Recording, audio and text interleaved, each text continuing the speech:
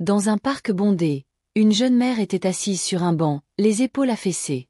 Ses deux enfants couraient autour d'elle, criant de toute leur énergie, insouciants du monde qui les entourait.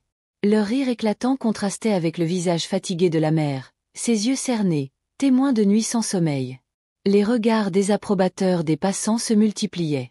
Une femme d'un certain âge s'approcha, visiblement agacée par le tumulte. « Excusez-moi, mais vous devriez vraiment mieux surveiller vos enfants.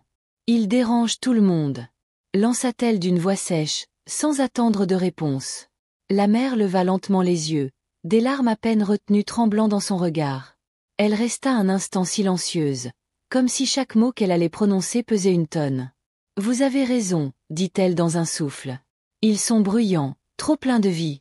Ils ne comprennent pas encore. » Sa voix se brisa un instant, mais elle continua, tremblante. « Leur père est mort la semaine dernière. Il n'avait que 35 ans. Une maladie qui l'a emporté en 2 mois. J'ai essayé de les protéger, de leur expliquer doucement. Mais, comment expliquer à un enfant que son héros ne reviendra jamais?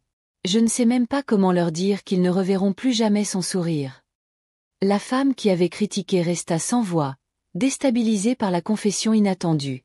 La jeune mère baissa la tête, regardant ses mains trembler. « Alors aujourd'hui, je les laisse courir, crier. Parce qu'à partir de maintenant, je ne peux plus leur offrir que ça.